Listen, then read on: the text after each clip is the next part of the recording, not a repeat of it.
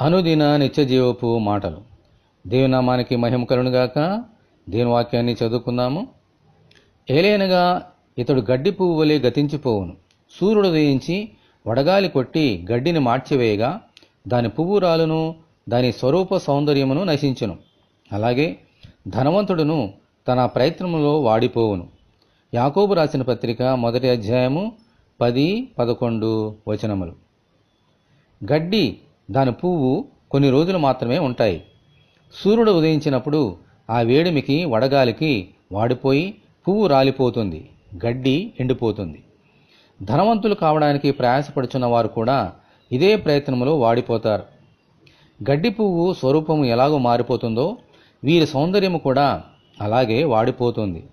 ఎందుకంటే దివారాత్రములు తమ సంపాదన మీదే తమ దృష్టిని పెట్టి తమ శరీరమును మనసును నలుగగొట్టుకుంటారు. ఈ ప్రయాసంలో వాడిపోతారు. ఏ సేవకుడును 2 యజమానులను సేవించలేడు. అలాగే దేవుని ధనమును సేవించలేడు.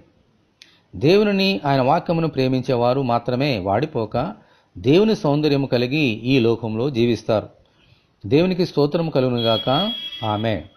ఇటువంటి కృప కొరకు మనమందరం దేవుని వేడుకుందాము. ధనవంతుడవై ఉండియు ఈ లోకములోనికి దరిద్రుడిగా వచ్చిన ప్రభువా, మీకు వందనములు.